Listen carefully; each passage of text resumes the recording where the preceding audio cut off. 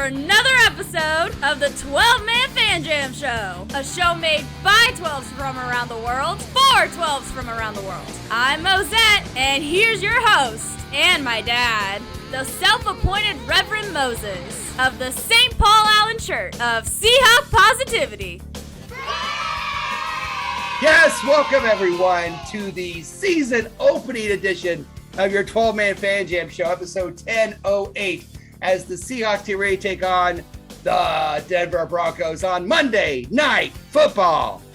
So please put your tray tables up, put your seat up in the full upright position, keep your arms and legs inside the podcast at all times, and what can I tell you? Everything's so green. Not here, though. It's not easy being green. We have quite a cast here this evening. First, we're going to start off by introducing our posse. Of course, there's Shadowhawk Will Harrison. Hi, Will. How are you? Hi, Moses. I'm doing okay. How are you? Pretty well. Is the sea of green up there already in Seattle? Well, actually, it's a sea. It's kind of a hazy sea of gray. We've got smoke blowing into the area for a couple days, but it is supposed to clear up by game time, thankfully. At least it's not a hazy shade of winter. No. You know, the Bengals are not there, but all right, cool.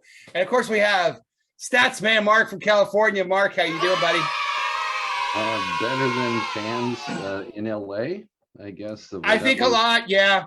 That was something last night. Violin. My goodness, you know. Not good. ESPN articles are like, Seattle rethinks division. No, anyway, it's just that was just like, wow. Anyway, but one game does not a season make. No, they're still a good team. I give McVay credit for giving the other team credit for whooping him, because he's a pretty classy guy for that. He is. I can't hate the Rams as much. And oh, look who is our special guest. His first Zoom, but his third or fourth podcast is Little Mo. Little Mo, welcome on the show. Hello. All right, man. We're so glad to have you on the show. You decided to join us on this one. How are you feeling? What was that word you said earlier this week that I said I wanted to share? Do you remember? Guccius ganglii. Guccius ganglii. Write that one down, kids. That's how I'm doing. I said, how are you doing? He said Guccius ganglii. Am I saying it right? Yeah. Okay, good. And of course, we don't have Kona with us and Dustin, but we do have my sweet little Abby, my Abby girl. That's my little rascal. Keeping little Mo company. She's a big sweetie. Mo just got off doing about 30 miles on that treadmill behind you there, right? Yeah. Was it 30 today?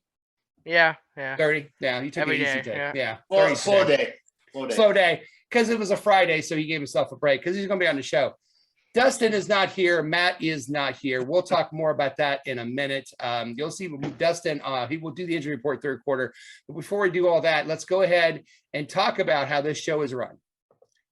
Yes, this show is run just like a real NFL game. We got 4 quarters and a halftime in the first quarter. Will talk about all the news around the NFL as we get ready to open that season. And quarter 2, we will talk about our Posse prediction challenge this year. Every year we do a Posse prediction challenge where we are challenged by some people that know the show, fans and friends of the show, and we'll talk about that. We've made it even bigger this year and hopefully better. At halftime, of course, it is the best Seahawk-themed trivia game on the internet. 12-Man Fan Jam Show halftime trivia of the world. And Dustin was champ last week, and he will not defend his chance on the championship. Hushmanzada championship. Who's your mama? The second half, we talk all about the Broncos game coming up on Monday Night Football. We give you an injury report. We give you a weather report. We give you a fashion report. We give you picks from other games, and we give you a Reverend Moses sermon of Seahawk positivity for the game. We wrap that all together, and in quarter 4, we do our predictions, our prognostications, and game balls for that very game on Monday Night Football against the Denver Broncos. But before we do that, we'll remind you, we are on Facebook. We have a game day thread on Facebook. We'll have it Monday night. Subscribe to the YouTube channel, and you can email us at 12-Man Fan Jam Show. Before we move on, at the time of this recording is a little less than 24 hours, or a little more than 24 hours, I guess. It's been a couple days or been a day or two since Queen Elizabeth passed away. And Maddie, who's from merry old England, and Maddie, who is involved in the government over there, does some things he could tell us, but then he'd have to kill us. Yeah, he'd have to kill us. But anyway, Maddie is not going to be here this week, probably next week because of all this. And so he did send me a message. I do want to read what he said, a message. Hey, 12-man fan jam. I'm sorry I can't be with the posse this evening discussing the first game of our season here in merry old England. We have suffered a huge loss this week, and due to my job, I am needed to do my duty this weekend and help my local community mark this sad and historic occasion.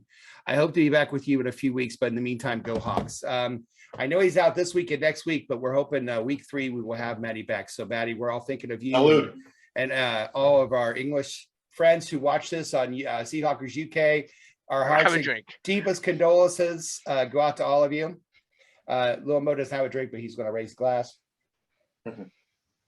And cheers to a wonderful woman that was the queen. So with that being said, let's go to the first quarter and news.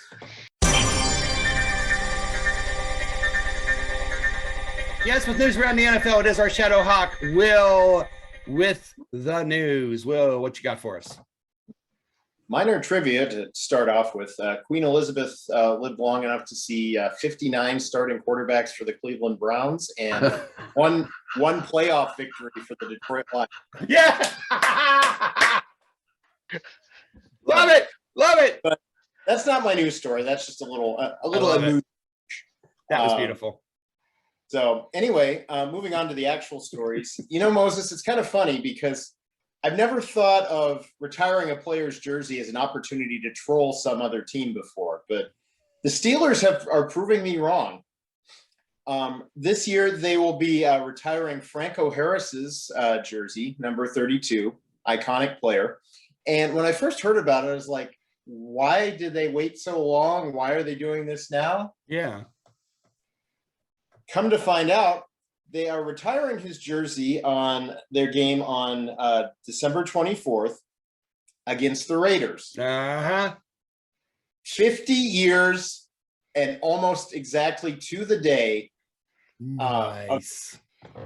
from the Immaculate Reception, which, of course, the Raiders at the time contended that was an incomplete pass, that it either hit the ground or hit another player first and was therefore incomplete. They still have not gotten over it here in the Bay Area. They have not gotten over it. So retiring Franco Harris's jersey in a game against the Raiders on practically the 50th anniversary of the Immaculate Reception. Kudos to the Steelers. Savage. For a control job. Absolute savage. That is amazing. I mean, that would be like retiring Russell Wilson's number on the 50th anniversary against the Broncos, against the Broncos after we, in the Super Bowl, did what we did to them, and wearing our white with our blue pants, to kind of celebrate that. That is savage, Will. Wow, Mark, they're not over here down there, are they? Well, it's I've seen that clip so many times. And then I'll kid him and say, hey, at least you have the tuck rule to replace it. True. True. The tuck rule is a heck of a sequel too, by the way. It is. It is. But, Franco, I realized this. Here we are on the eve of kickoff. I've been watching football so long. I remember when Franco was briefly a Seahawk. So that's part of the reason why I'm a Seahawk fan, because I was a big Steeler fan, and Franco went there, and I'm like, oh, I really like him, and started watching the team a little bit. I remember the Kingdom going nuts off of a 6-yard run. It's like, get him, Franco. Yes. Little Mo, how old were you when that Immaculate Reception happened 50 years ago? Well, I was swimming in your sack. All right, not yet, because I didn't exist either. Oh, well. So you weren't even swimming. You were like an amoeba. Anyway, you were merely theoretical at the time. Yeah, you damn kids. Well, what else you got for us? Well, Moses, I think it's kind of a goofy phrase, but Bill fans like calling themselves the Bills Mafia.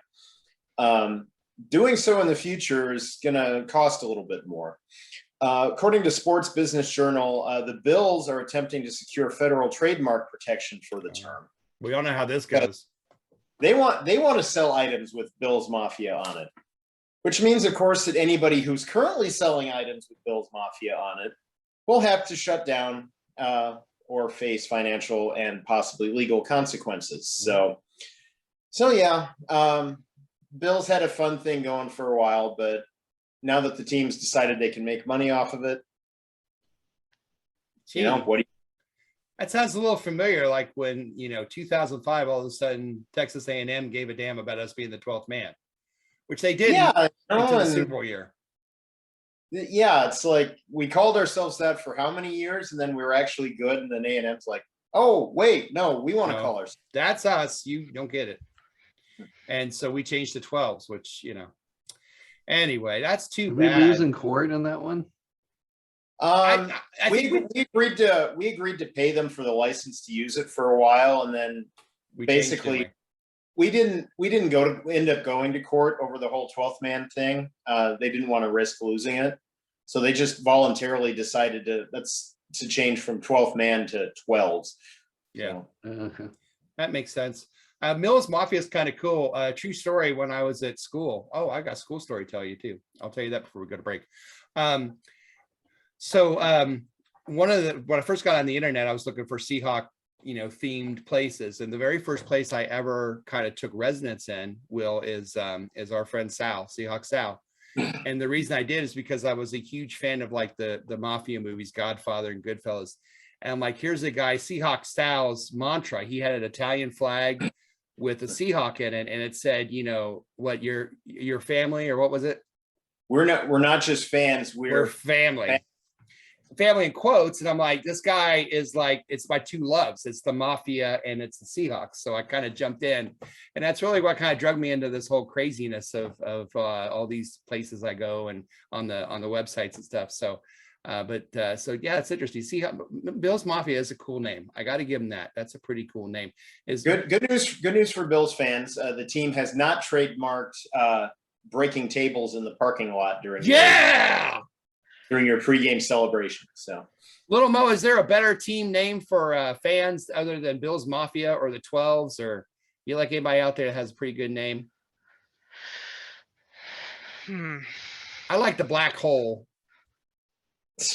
Who does that? Raiders. I think that's pretty awesome. I don't think so. Don't think so? I mean, the whole Who Dey Bengals thing, but that gets annoying after a while. It gets annoying after a while, but yeah, that is kind of cool. And there's actually a beer called Hootapole that is made in Cincinnati that goes by Who Dey. Yeah, unless you beat them, in which case you can start chanting, We Dey, We Dey. Right. We Dey gonna beat the Bengals. Yeah, with the Who Dat thing. Yeah, I agree with you. All right. Hey, Will, thanks so much. Anytime, Moses. All right, that's the end of the first quarter. That's the end of the first quarter, bitches. All right, coming up, we have a lot to talk about. We've got a Broncos Monday night game. Somebody is on the team. I don't know. Somebody. Noah Fant bench game. Oh, the Noah Fant revenge. Oh, yeah, Little Mo. He kind of gave him an idea. That guy. I don't remember that guy's name, but I think he plays on the Broncos now. We'll find out. But before we do that, we'll come back to the second quarter. We'll be talking about our Posse Prediction Challenge, as well as that number 3. We'll be right back. You're listening to the 12-Man Fan Jam Show, a Seahawk Positivity production. Everyone in this room is now dumber for having listened to it. All right. Oh, look at you. Oh, whoa. Whoa. Hey there. Save some of the ladies for us. My God. I'm out of tokens anyway, so he can have my share. My goodness, look at you. Do you like the wardrobe? I'm changing in between segments. Nice. And you can get that wardrobe changed for a few tokens if you're interested. I was expecting Padres gear this time. My hat matches Will's. It does. Yeah, the lights really bring out the subtle tones of this hideous green jersey. I remember when you bought that hat. And your shiny head. Oh! Okay. That? I remember when you bought that hat. All right, here we go. I love it. I can't do the neck thing, but I tried like my. Hey, you did do it. It's good. All my gray hanging shins. I know, man. Yeah, we're all right. Hey, we're bouncing into the second quarter, everybody. Of your I like Broncos. spirit fingers. So. We get jazz hands. All right. We're going to jazz hand our way into the second quarter of episode 10. Oh, who Kaepernick? Hey, Kaepernickin'. No Kaepernickin'. Well, you know why he did that? I'll tell you why he did that before we start the second quarter. We're talking second quarter. We're going to talk about some things coming up, but he did that because we just watched a video of the Super Bowl season, and when they beat them it wasn't the championship, was it, Little Mo? It was like the first time they beat them. The first game when they blew them out in week 2. The home game. Yeah, and Sherman Kaepernick. And so that's what he did that for, right, Little Mo? I know, I'm just a Kaepernick fan. He's my favorite. Oh my God, he's so full of garbage. You know, when he was little, he had a Crabtree card, a Crabtree football card. He wrote mediocre on it and ripped it up and took a picture of it. You remember that, Little Mo? I do. Yeah, you did. That's hey, a story. true story. Speaking of football, which is what we're here for, the Broncos and Seahawks are playing on Monday Night Football. But, dun, dun, dun, dun. but before we do that, I do want to share some things about Russell Wilson before we go into Posse Prediction Challenge. There are some little known facts about Russell Wilson, and we at the 12 Man Fan Jam Show like to present these facts so you can impress your friends over the weekend and your Monday night parties with these little known facts about Russell Wilson. Did you know that Russell Wilson's childhood idol was Carlton from the Fresh Prince of Bel-Air? That explains a lot, doesn't it? We'll move on. Did you know that Russell Wilson's favorite play call in the playbook is what? The Hail Mary. We know why. He's a very religious man. And finally, did you know that his favorite Bible character is all of them? So, I don't know if I actually didn't know about our friend Russell Wilson. But enough of that. We're going to talk about the Posse Prediction Challenge for this year.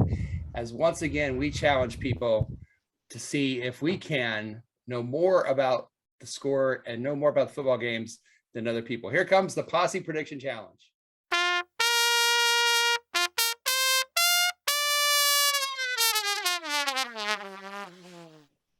The 12 Man Fan Jam Show Posse Prediction Challenge. Every year we predict the games and then we keep score on how well everyone does. We give a game ball, a prognostication, and we give a score. And we challenge people on that. And we challenge Team 12 against Team Posse. Now, this has grown. It used to be as little as 4 people, and now it's gotten even bigger this year. 14 people are participating in this year's competition. 14, wow. 7 aside. Here's Team 12. And, of course, the captain for Team 12 is, of course, Little Mo. He is on Team 12. They didn't win last year, but you won 3 in a row before that, I believe. Then, of course, Jose Rodriguez, or as I like to say, Josie Rodriguez. Josie Rodriguez will be our friend Jose, who's been on the show, who we would try to get back on when we can. Malachi Bar Toco Mouse. Mark Ty Turner, author of 2 great Seahawk books, if you don't have them. Also works on Naked and Afraid, by the way. Mark Ty Turner will be giving us our picks this year. Carrie Payne returns to give her picks, and she always adds something interesting on her picks, and she's been on the show as well. Jimmy Foreman, some people know him as Soulfish Hawk, a great friend of all of ours on here. Jimmy will be once again returning. Mike Pascal, who does the wonderful game day cartoons of Game Buzz. Mike Pascal will be doing it. And our new person on this team is a lady by the name of Becky Machini. Becky, who you will see biting helmets. Becky, who's biting helmets on our page, and will be biting helmets on our show. We're going to have her before every fourth quarter, a picture of her biting the enemy helmet. She said she would send that to me for the show. So Becky is going to join the Team 12 predictions. Now, they will be matched up against, of course, Team Posse. And Team Posse consists of course, Andy Lindenhart, who is not Canadian Hawk. He's Northern Hawk. I want everyone to know that. Andy's been on the show a lot. Dear friend. You've met Little Mo. You've met Andy, haven't you? Sure. I don't really know. I don't know. You probably don't know. Chris Balding from England. He will be joining us again. He always says this is the way when he does his predictions. Statsman Mark is joining us. Statsman Mark will be on this team. So will Maddie from merry old England. So will Dustin from Washington. So will Will. And of course, so will myself. So it's 7 against 7 for the Posse Prediction Challenge. Let me show you how that works. Everybody will get of doom. Everyone will give us a score, a prognostication, and a game ball. Game ball is who you think deserves a game ball after the game. The score is obviously the score of the game, and a prognostication is something cool like how many sacks somebody gets, how many fumbles, how many interceptions, how many yards passing or rushing, who scores a touchdown, who causes a turnover, who misses field goals, just kind of weird things in the game. So here's how the scoring goes. It's the same as last year. If your prognostication hits, you get a point. So if I said, TJ Metcalf scores a touchdown, he does, I get a point. The game ball, if we decide your person that you picked is worthy of a game ball, we have more than one, you get a point for that. If we decide the game score, if you give a score and it matches the over and under, we'll have an over under, which we'll talk about in the start of the fourth quarter, the over under, and your score totals will be either an over or an under, and it's what the score is. You get a point. It's confusing, but we've got a huge rule book this big for this. Don't try this at home, folks. Yeah. The closest overall score of the game will get a point. If you happen to get the point differential, if you say the Seahawks win by 7 and you say 20-13 and they win 30-23, you still got a 7-point Seahawk win. You get 2 points for that. And also, if one team, you get their exact points. So if you say the Seahawks are going to score 13 and they do, you get 3 points. If you hit right on a button, you get 5 points. We've had that happen. So that's how the scoring we'll be doing for our Posse Prediction Challenge. But before we do all that and we get ready for this Broncos game, we want to go to halftime and play a little trivia. It's halftime, bitches! That's right. It is time to go back to halftime.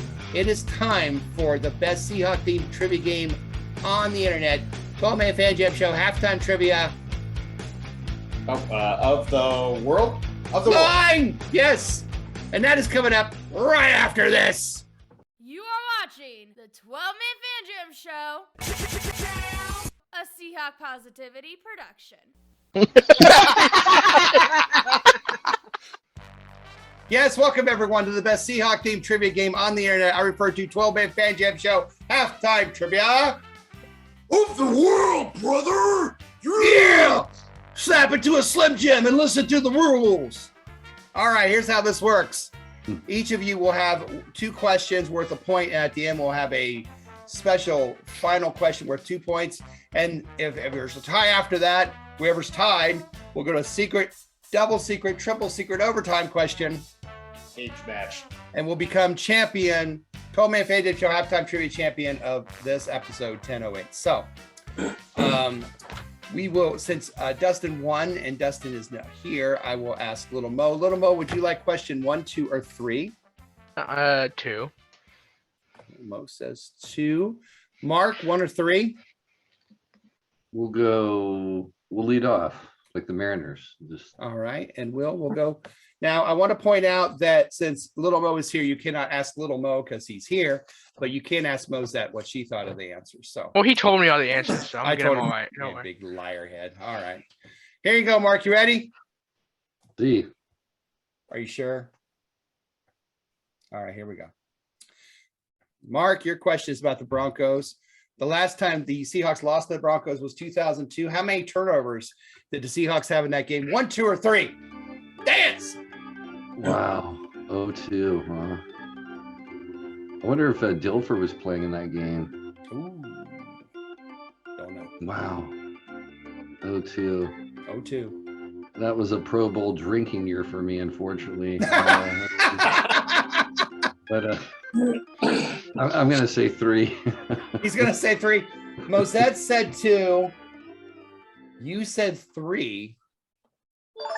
What? Rigged. Dennis, do you notice I always have halftime trivia miracles when Matt isn't here? That's when I get all these. That's true. I love Mark gets excited as a Actually, little kid at Christmas. I dedicate that ringtone to Matt. Matt, that's for you, buddy. That was for the Queen. Number 1 was for the Queen, baby. All right. Little Mo, your question, there's always a question around that is not necessarily a football question, and you got it. So it's about Sierra. According to an interview Sierra had, she was named after what? a family friend, a fragrance, or a grandmother? Where did Sierra get her name? A family friend, a fragrance, or a grandmother? Okay. If it's fragrance, I want to know what the hell that smells like. Which is the reason I'm going to go with that. A fragrance. Oh, go with fragrance. Mosette said grandmother. You're going to go with fragrance. Yeah, from Revlon, 1973, a fragrance called Sierra. And she says that's where she got her name. Okay. Don't ask me. I'm not Sierra. Yeah. Little Mo's on the board. Will, no pressure. None at all. None at all. Here you go. Yours is a Seahawk question. The first time the Seahawks beat the Broncos in Seattle was 1979. How many turnovers did the Seahawks have in that game? 1, 2, or 3? 1979. 2, please. 2, please. That's for you. Mosette said 2. Do you feel worse or better? Hit me. Perfect score in the first round. Everyone got a perfect score. Everyone's got a point. It's madness. It's crazy. And we're moving on. All right. Dennis, who was the quarterback? Who was the quarterback for the Broncos in 1979? Was it Craig Morton? I don't know. Maybe Morton, maybe DeBerg. I don't know. Yeah, it might have been DeBerg. Okay, was he? That's so long ago. Wow. Yeah, that's when like Red Miller. Well, no, and probably was the Broncos. Probably was Morton because it was right after the Steelers won in '78. The Cowboys won. The Cowboys beat the Broncos, which I think it was Greg Morton. I think you're right. That was the first Super Bowl I ever watched. Was Super Bowl 12. Wow, that was the one. 27-10. 4, 5, or 6, Mo. The 5. Mark, 4 or 6. I'll lead off again since I had luck. Everybody staying the same. All right, Mark. Mark, you got a football question. In the 1983 wild card playoff game between the Broncos and the Seahawks in Seattle, who had the most receiving yards for the Seahawks? Largent, Johns, or Young? Steve Largent, Paul Johns, or Charlie Young? Who had the most receiving yards in that game? Just allow me a moment while I read those names and don't cry. No, I met Paul Johns at a training camp in 2003. Yeah, good guy. Oh, wonderful guy. He's so nice, so friendly. Charlie Young, wow. He didn't know me from Adam, and he acted like I was his best friend. We had a great conversation. What a great guy. Paul Johns is awesome. I'm gonna go Charlie Young. Charlie Young. Charlie Young, he says. Well, Little Mo also went with Charlie Young. I did it. But no, you should have gone with Largent, the obvious answer. I know. See, I didn't think it was. I didn't think it was the great. Who knew? All right, Mo. Guess what? You got the weird question again. About Sierra again. You're going to become an expert on Sierra. Wow. How many times has Sierra been nominated for a Grammy? 4, 5, or 6? How many Grammy nominations has Sierra had? 4, 5, or 6? Obviously 4. Obviously 4. Obviously. I mean, it's obvious. It's 4. Yeah. Everyone knows this. I mean, this is stupid. I'm even asking this, right? I got it wrong. Yeah, it's fine. She had 4 in 2006, but she had 1 in 2010. I know you forgot that one, Little Mo, when you were adding them up. You had the 4 in 2006, and you're like, 2010. I don't think she was nominated, but she performed. I know. I know what you're thinking. Yep. But I legitimately did not know she's been around that long. Yeah. Who knew? Little Mo, what are you doing with that there? He's gonna throw a challenge flag. He's got a red flag ready. All right, well, back to the playoffs. 1983 wild card playoff game between the Broncos and the Seahawks. How many touchdown passes did Dave Craig throw in that game? 1, 2, or 3 for Dave Craig? Love me some Dave Craig too. Trying to remember how that game went. Pretty well, actually. We won. Well, I know we won, but I can't remember. I can't remember if that game was a blowout or not. I don't think so. I'm going to go 1. Don't think so. Going to go 1. Mosette went with 3. That was the first ever playoff win for the team, huh? Yep. I think so. It was 3. It was 31-7. It was a blowout. Okay. It was the game that got us into the playoffs. It was like 13-7 something. Yeah. Okay. Yeah. Hey, guess what? Y'all got a point, and you're all tied, but we're gonna have a champion because it's time for the final question.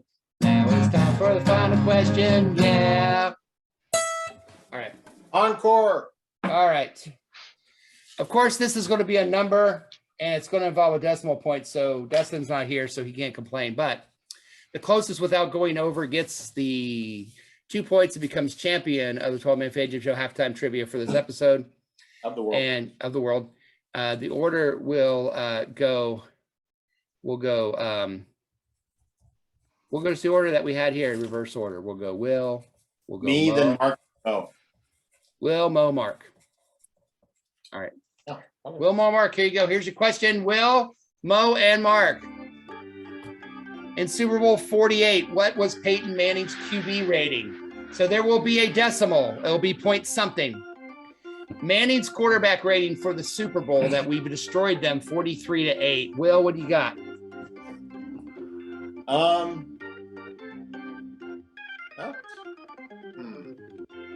Good question.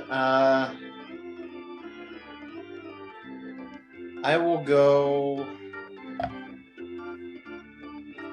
37.1. 37.1 for Will. Mo? I'm gonna go 57.8. 37.1, 57.8. Mark. Let's see. I would laugh if it turned out to be 43.8. That would be perfect. Yeah, would be no funny. kidding. Let's see, 37. I am going to go in the middle just for the heck of it, and I'm going to go 42.2. 42.2, Okay. 37.1, 57.8, 42.2. The quarterback rating for Peyton Manning in Super Bowl 48 is 73.5. Wow. Little Mo with the championship and winning the championship of the 12-Man Fan Jam Show halftime trivia. Congratulations, Little Mo. I'm the best. You're the best. What can you say? What do you got to say? It's an awesome win, man. Way to go. Well done. I'm just great at life. You just want to Better at thank, life. yeah. I'm better at life than you. Yeah, you're better in life than me. That's for That was a sure. Sherman dedication. Another Sherman thing. He's wearing wearing the Russell Wilson, but he's got the Sherman inside of him. That was for you, Matt. That's for you, Matt. That's for you, Matt. What an amazing, heart-pounding, stomach-churning, wonderful edition of the 12-Man Fan Jam Show halftime trivia Of the world. of the world. By the way, Russell Wilson's QB rating was 123.1. We'll be back to talk about the Broncos and that quarterback, and we'll do that right after this.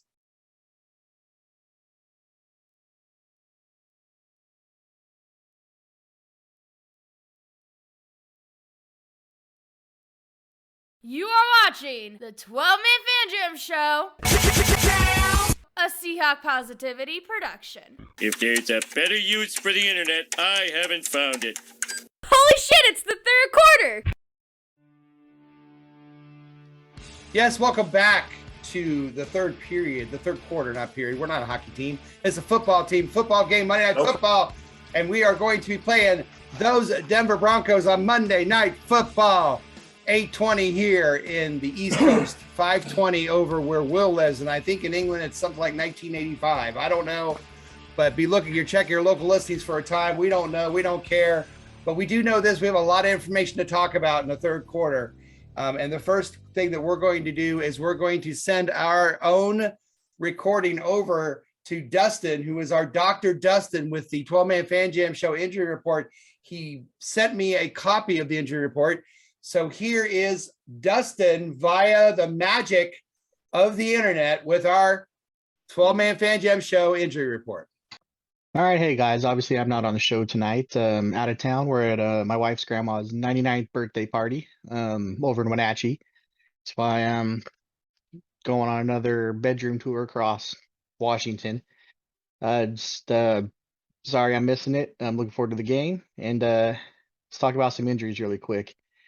It's not a normal report just because not my normal camera. Everything looks different. Not using two monitors. Everything's completely different. So just bear with me here. Back to the injuries here. So it's not a normal injury report because we're playing Monday night. We don't have an actual injury report. What we have is who practiced and who didn't. And that gives you an idea of who's trending in the right direction. So let's at least go over that really quick. For the Seahawks, Kenneth Walker III did not participate. He had hernia surgery.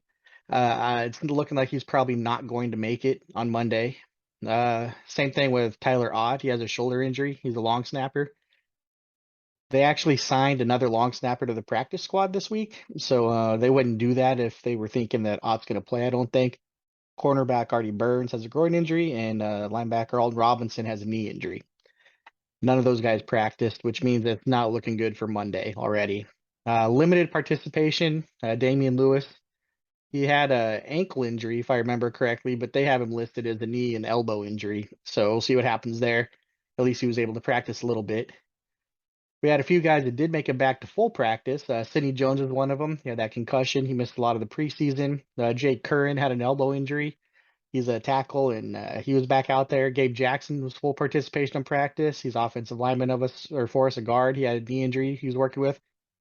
A guy I'm really excited to see play, Boye Mafe. He had a shoulder injury happened in the preseason. He's a linebacker, rookie. He was out there practicing, though. And then Ryan Neal, who has slowly become one of the fan favorites as far as safeties go.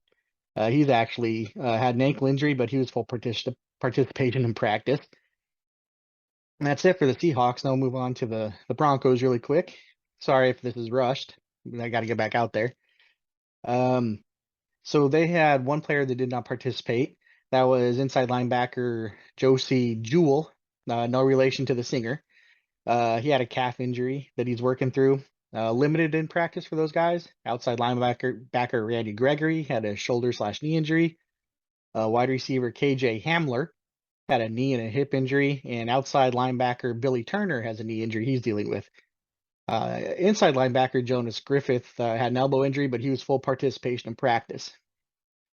That's it for who practiced and who didn't. This season, we're talking about doing something different, having an injury of the week, where I just find kind of a silly or interesting injury and go over and kind of talk about it with you guys, maybe explain it a little bit, give my background. Unfortunately, we're going to start this off on a sad note. It's not really an injury per se, but as we all know, England suffered a great loss this last week actually at this point, it was yesterday. The Queen has passed away. I don't think, hopefully it's not distasteful to say, but I don't think you can be more on an injury report than that. So, rest in peace to her. I'm sorry for Maddie, who I know is not here tonight. Everybody else that's mourning her, friends, family, citizens of not only England, but the world. And from what I understand, the proper thing to say in this case now is God save the king. So, no, God save the king. I'll talk to you guys next week. I will be here, I promise. Have a good show, everybody that's there, and I miss you, and go Hawks. Thank you, Dustin, for that wonderful 12-man Fan Jam Show injury report. Always a good time. No perineums this week, huh? No perineums. No perineums this week, but we had a pulled groin. Pull the groin. Pulled it right off. All right. Coming up next is Maddie's section, where he talks about the weather for the game and the fashion. But since he's not here, leave it to yours truly to do the weather and fashion report. All right, the 12-man Fan Jam Show weather and fashion report. First, the weather report, live from weather.com. Does that look pretty good? Oh, sorry. You'll be beautiful football weather, 55 degrees, no wind, no rain, wind 4 miles an hour from the southwest, clear skies, beautiful, winds light, variable. Should be a beautiful night for football. And now as far for fashion, I would like to take a moment and do something Maddie's never done on the fashion, because I am not a fashion expert, and we know that Maddie is. And what we're going to do is we're going to do a fashion spotlight on a certain person from the Broncos. And then his name was Barrel Man. I don't know if you're familiar with Barrel Man. Quite a fashion statement here. Barrel Man's real name was Tim McKernan. He was a super fan. And for 30 years, he attended every home game wearing nothing but an orange barrel and covered his torso in a cowboy hat and boots. And that was pretty much it for Nice. Barrel Man. So he's not wearing anything else. Well, I didn't ask, and he didn't show. McKernan first wore the barrel in 1977 after making a $10 bet with his brother over whether or not would get him on television, and it did. He retired his act in 2007 at the age of 67, but announced he would continue attending games, but this time he would just go naked. No, he dressed in normal clothes. He retired. He was a mechanic for United Airlines. He died 2009. But his last Bronco game before his death was a Thanksgiving game where they rounded the Giants. So, but you can't get more of a fashion statement than Barrel Man. I don't think if anyone shows up with a Seahawk barrel and cowboy boots and a cowboy hat, I'll pay you $10. Get a picture of yourself by the stadium in a Seahawk barrel and a Seahawk hat and a Seahawk boots. I'll pay you $10 and we'll bring you on the show. So if you want to match Barrel Man, totally up to you. Otherwise, as Matt said, sounds like perfect football weather back over. I almost look like that guy right now. That you almost do. You do. You got the glasses. Yeah. Just going back to and what concerns me about this is that if you have not noticed, Statsman Mark has changed his outfit every quarter. Now I'm worried about the fourth quarter because God knows more than a Britney Spears concert. Yeah. Now I'm a little concerned. He'll just be wearing a barrel for the fourth quarter. So yes. God help us all. That's usually the way I end up after my football bets go. Right. Yes. And speaking of those football bets, it is time for Mark's section where he takes 3 games from the NFL and tells you in his own expertise what to do with those. It's time for Brick's Picks. Brick's Picks. All right. Brick's Picks. Yeah. We want to remind you before he starts that these numbers are given out for educational purposes. Please don't take this or anything we say on the show ever seriously. All right. Statsman Mark, hit it. All right. Thank you, Dennis. For the inaugural weekend, I decided to avoid our game, for personal reasons. Wise choice. But what I do have is a favorite, an underdog, and then a point total. And what I came up with is that since he's home drinking himself, Urban Meyer's Jaguars are in Washington. And instead of Commander Carson, I call him Sea Org Wentz. Did you get that? Sea Org Wentz. So, and so I have the Jaguars will beat Washington, but I'm taking Jacksonville plus 2.5. Nice. The Jets I have to pick on because I forget publicly they're claiming Zach Wilson has some type of injury, but behind the scenes, our own Mike Silver is saying that it is in fact Cougar fatigue, and so that's why Joe Flacco is starting. So I'm taking Baltimore minus 7.5 over the fatigue Jets. And then Cougar fatigue for a point total. What game? I'm gonna go under. I think Dallas and Tampa Bay are at 52 or 53, and I'll go under 52. All right, 50. We'll call it under 50 for that game. That's gonna be a low scoring game. We are going to keep you accountable for these picks during the year. We're going to keep a running total, and we're going to start Brick's Picks, talking about how you did the week before and how you've done the season, based on your underdog, your favorite, and your over and under. So we'll see how well you do there. I'm putting a lot of faith in a quarterback who looks like an avatar in Lawrence, right? He does. Guy. He does. Well, he looks like a girl. That girl has been like, girl who looks just like him and stuff. So I swear it's like he's like Sir Lancelot or something. That guy's from another world, man. He is. All right. Thank you, Brick. And now, coming to you live via satellite from the main campus of the St. Paul Allen Church of Seahawk Positivity, please stand up, raise your hands, and welcome the Reverend Moses. Oh, Reverend.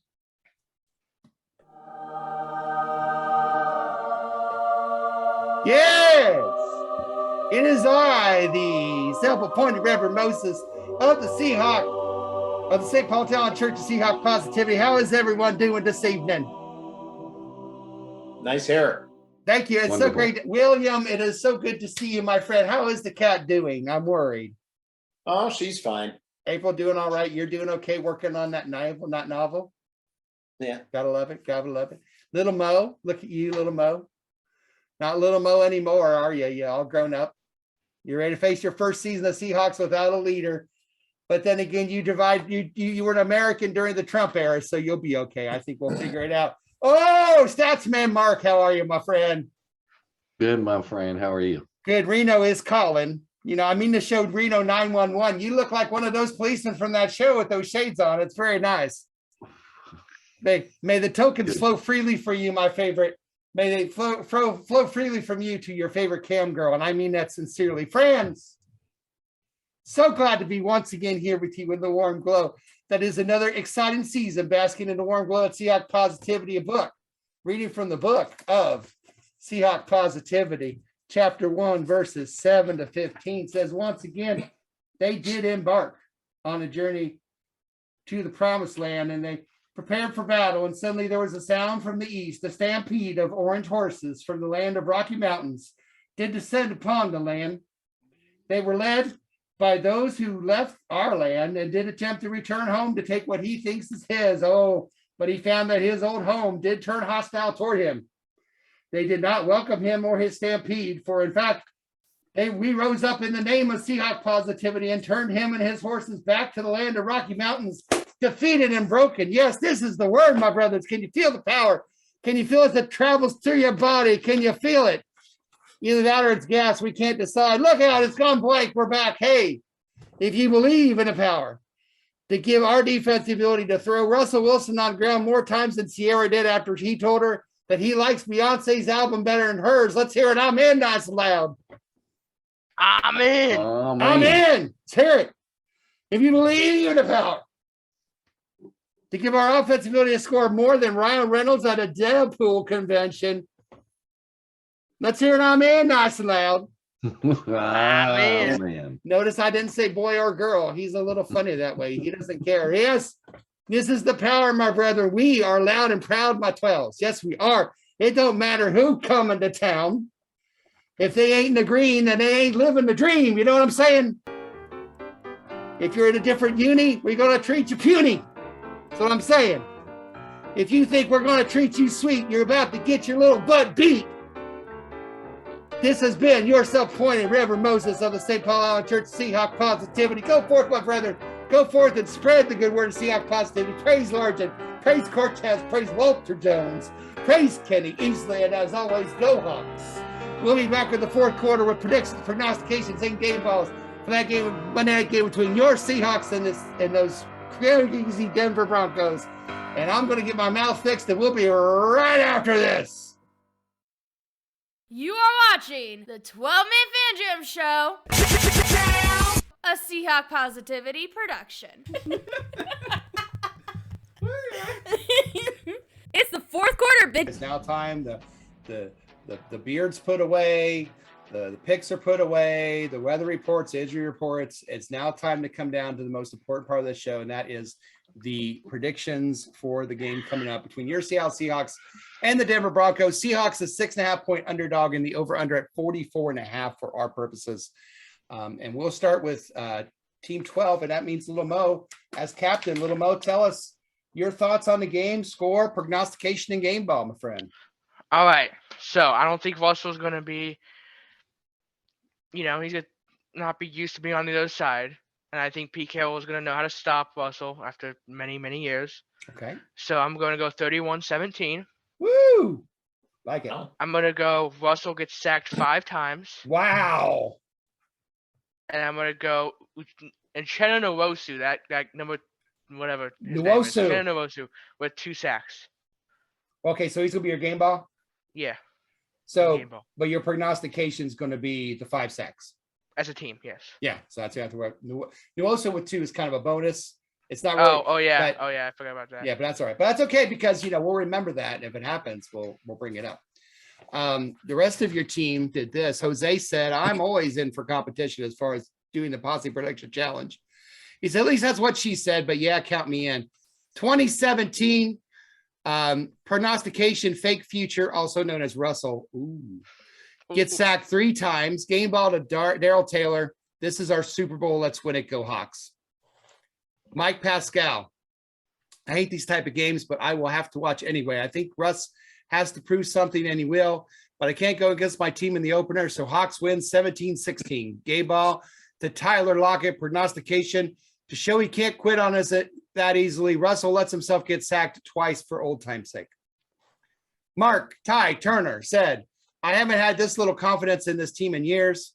I'm mad at Pete and John that they didn't get Mayfield or another alternative to what they have, which is very little. Bochito and Locke suck, and the rest of the team doesn't look much better. I think we go 6-11. Ooh. More importantly, I want us to beat the Broncos on opening night, and I want the Broncos to finish last as well. Hawks win 24-20. Game ball to KW3. I think he's not playing, but that's okay.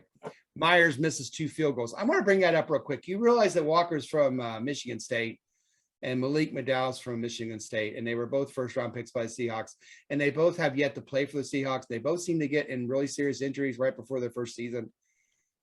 Is this a conspiracy? Yeah. I don't know. Carrie Payne, LAWD. Oh, Lord. Here we go. Denver 24, or Seattle 24, Denver 21. Game ball to Tyler Lockett. Prognostication, Lockett for a TD. Here we go, peeps. 12 for life. Jimmy, who's become an old, bitter old man. Jimmy, shame on you. Jimmy, I have a bad feeling about this one. Russ is going to shred this young defense, and yes, I'm taking the Broncos. Get over it. I will never get over Machu Picchu.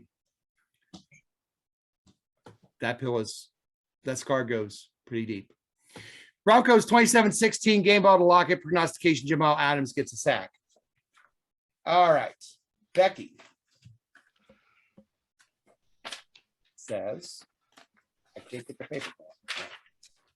Becky says 13-10 Seahawks. Dallas, DJ, Dallas, with the TD. Game ball to Goodwin. Marquise Goodwin. Interesting. Now it's time for Team Posse. Andy said Denver 35, Seattle 17. Game ball to Jordan Brooks. Prognostication, and Seattle gets 4 sacks on whoever the Denver quarterback is. Dustin, I'm going 24-21 Hawks. I think the only way we keep Russell in check is to limit his opportunities, so our run game has to be huge. My prediction, we're over 50% on third down conversions. I'll give it to him. That's pretty good. Rashad Penny gets the game ball. Matt, my prediction, Seahawks 24, Broncos 20, game ball to Lockett. Prognostication, Wilson throws an interception in the first half. Stats, man, Mark. My friend, what do you got for us? Well, We Dennis, look to you. I tipped you off earlier through text. You did. You did. And boy, this one, I think this is a tough game. This is good. I'm more in line for this one with our beloved author of the. What was his final? What was Mark? I think he said 24-20. I think. Okay, yeah, he has it closer tonight. I actually almost have an identical score to Little Mo, but I have it flipped. I think this is going to be a long night. Oh boy. I got it 31-16 Denver. Oh. I got Travis Homer with a game ball because I think he'll do something on special teams. I'm not sure what, but there'll be some kind of freakish play. All right. I'm going to change my prognostication from a sack total because everyone came up with the same thing. Right. And instead, I'll be in the same spirit. I will say that our young secondary will pick off Wilson twice. So Denver or Wilson. So two intercept. Yeah, we'll intercept Wilson 2 times. All right. He could be trying awful hard. That could happen. Will, a friend, how are you? I'm doing well, Moses. How are you? I'm pretty good. What you got for us, friend? Looking at this game, I think it's going to be closer than some people think. I think our defense, while young and, it's a young defense. They'll make some errors, but I think they'll throw some stuff at Wilson that he's not ready for. And I think they will keep it close going into this game, the fourth quarter. But as Pete Carroll always says, can you win the game in the first quarter or second or third? No. It's only in the fourth. And I think in the fourth, unfortunately, the Broncos pull away. I did not plan this with Jimmy. Apparently, he read my mind and stole my score because I also had 27-16 Broncos over Seahawks. Wow. Okay. that makes 3 of us who think the Seahawks will score 16 points. So that's kind of odd. Very odd. Very odd.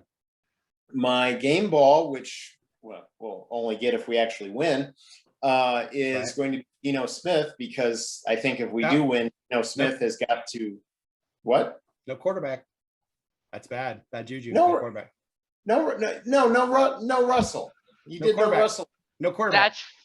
That's he threw the flag. Fair. He started the flag. Throw the red flag. Well, I'm throwing the red flag. I think that's fair. Geno's not going to get game ball every game, man. I have a feeling so. You're going to allow Geno in this one? I think that's fair for this year, at least. Okay. Lock. For this game, we'll go with Geno. Okay. I got you, All right. Will. So, appreciate you. All right. Prognostication. I think Tariq Woolen gets a pick 6. Woo! Damn. Now that's a prognostication. All right. Wow. Yeah, we'll talk about our post meeting. All right, here we go. Post meeting. My turn. Here we go. Here we are, the start of a new Seahawks football season, after an offseason that had about as much tension going into it as an FBI raid of Mar-a-Lago. And while it came in like a lion, the offseason certainly went out like a lamb for the Seahawks, especially when it came to the most important positions on the field. No mark, not the ones that pay off the refs, but quarterback and middle linebacker. Seahawks have been blessed by having Hall of Fame players in those crucial positions for the last 10 seasons, but all good things must come to an end, and they have sailed on to bigger and maybe better pastures, leaving us left to weep into their jerseys we bought because we knew they were going to be a safe bet no matter. They were never going to leave. They were a safe bet to get that jersey. But listen, people leave, things change, money gets thrown around, it happens. Besides, they were never going to be here forever, no matter how much I paid that gypsy witch to cast that never aging spell on both of them. And that reminds me, I need to go chase that bitch down, because that carnival, I need to get my money back, and I'm sure she'll be more willing to give it back to me, right? Because her spell didn't work. I don't know. Anyway, oh yeah. It'll be odd seeing Russell Wilson doing Russell Wilson things on the other side of the ball, but hey, at least we got Geno Smith and Drew Lock, right? Right? Yeah. Right? Ooh. Not all is lost, though. This preseason showed a Seahawks team that is going to be very physical and very punishing. Physical and punishing. Sounds like a new Avenger twins or something. Physical and punishing. Da-da-da. The new look offensive line is young and hungry. The new look defense is also young and hungry. Me, I'm just hungry. But that's another topic. Old and hungry. Old and hungry. But before I grab a late night snack and Little Mo goes for his pizza roll, you know, that kid, by the way, is 99% pizza roll. I swear to God he is. I just have a little reminder, our former quarterback, and I know he watches the show. So Russell, if I could just have a moment, boys, just me and Russell, if you don't mind. Russell, hey, how you doing? Moses. Listen, I want to thank you for everything. I really do. And, you know, you helped bring an amazing era of winning, the Seahawk era of football. You helped change the culture of this entire team that we love. And I will personally forever be grateful for you for that very thing. But not this week. This is Monday Night Football, and if I'm not mistaken, the game is on the 12th. This is Seattle. And you are about to feel the 12s in full voice when you take the field against us. And no matter what you meant to us then, buddy, you are now just another opposing quarterback to get your ears bled by the 12s. Watch the Seahawks get a defensive score. That's my prognostication. Watch my game ball DK Metcalf show that other quarterback on the other side what he's missing. Oh, the grass is always greener on the other side until you're on the other side, and all the green is facing you, buddy, as the Seahawks win by a score of Seahawks 27, Denver Mile Highers 24. Book it. All right. That's it for the show. It's time to bring a wonderful, amazing 12-man Fan Jam show to an end. Abby came back to say goodbye. Raise your big sweaty. On behalf of Dustin and Matt and Will and Statsman Mark and Little Mo and Abby and Kona and April and all of the people on the Posse Prediction Challenge. This is your self-appointed Reverend Moses, the St. Paul Allen Church Seahawk Positivity, saying, until next week, as always, go Hawks. Go Hawks. Go Go Hawks. Hawks. We ain't riding nowhere. And there's a reason that game's being played on the 12th, y'all.